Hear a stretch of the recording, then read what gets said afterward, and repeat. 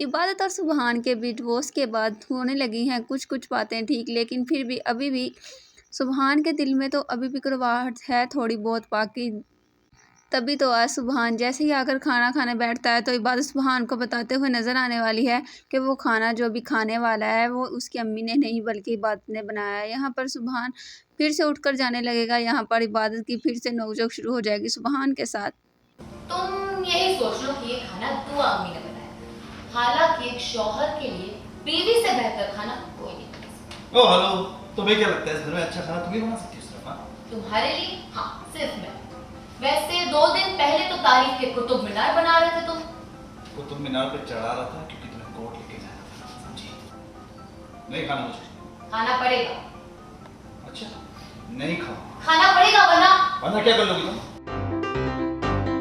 मेरी साजिश में कोर्ट ले जाऊंगी मैं।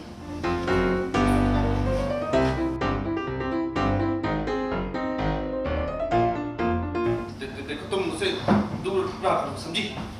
सुभान रुको रुको रुको, खाने पे गुस्सा नहीं उतारते सुभान, थोड़ा सा खा लो। तुम्हें जो करना था कर लिया ना, अब देखो मैं क्या करती हूँ।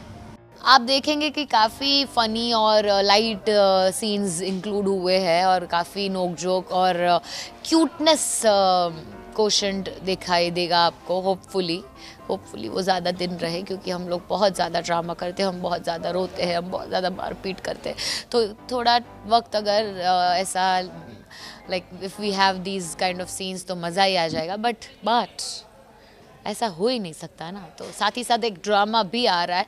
मन्नत एक गेस्ट को लेकर आ रही है घर में।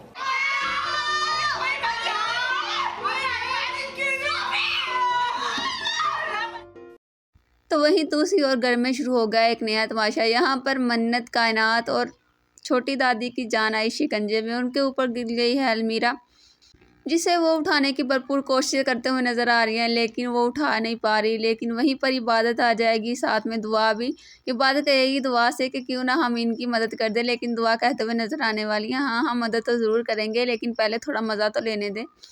थोड़ी सी सीरियस बात, बट यहाँ पे हमारे घर में एक से एक बढ़कर सब बहुत ही एंटीक लोग हैं और अपने अपने किरदारों को लेकर सब लोग बहुत ज़्यादा डेडिकेटेड है। बहुत फ़नी वे में पोर्ट्रे किया था, तो इसलिए सीक्वेंस पूरा ही आप देखोगे तो बहुत फ़नी और एंटरटेनिंग है, आप कह सकते हो। बहुत ज़्यादा एंटरटेनिंग है।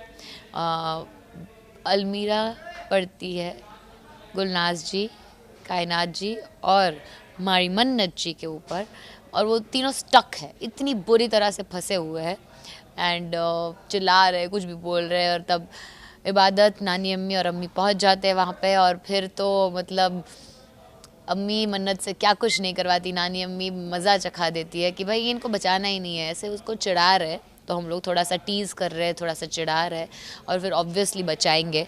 तो इबादत तो यही बोल रही है नानी अम्मी और अम्मी को कि क्या कर रहे हो, प्लीज़ बचा लेते हैं इनको।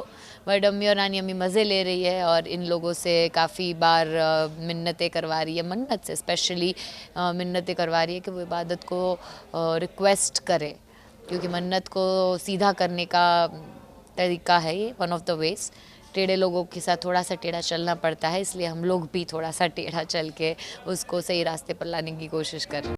आखिर में इबादत राज़ी कर ही लेती है अम्मी और दुआ अम्मी को उनकी मदद करने के लिए, और सब मिलकर अलमीरा को उठाते हैं और उनकी मदद करते हैं ताकि उनको भी सुख का सांस आ सके। घर में रहती ही है मेरी ब्लड मदर, मेरी ओरिजिनल मदर, तो वो तो आके रहने लगी है, जो हमें कुछ नहीं पता है।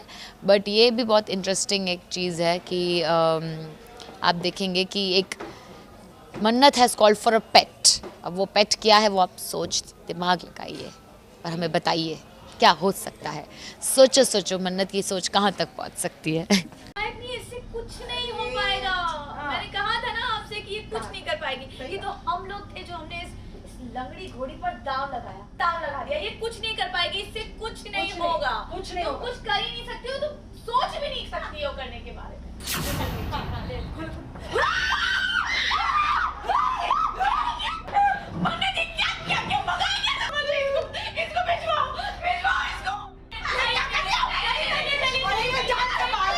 जी टीवी के ड्रामा सीरियल रब से है दुआ में बार बार हारने के बाद मन्नत आ चुकी है गुस्से में। उसने ठान लिया है इबादत से बदला लेने का, जिसके लिए उसने बनाया है बहुत ही बड़ा प्लान कि वो अब इबादत की जान लेकर ही रहेगी। लेकिन वहीं पर कायनात और गुलनाज भी आ जाएंगे जले पर नमक छिड़कने के लिए, जो कि मन्नत को बहुत सी बातें सुनाते हुए नजर आने वाले हैं कि तुमसे तो कुछ हो ही नहीं सकता, तुम ना यहाँ। मैं तो कहती हूँ कि इबादत से हार मानो और हमें माफ कर दो मोहतरमा, क्योंकि तुम जैसे हजारों भी आ जाए ना तो भी इबादत का कुछ नहीं बिगाड़ पाएंगे।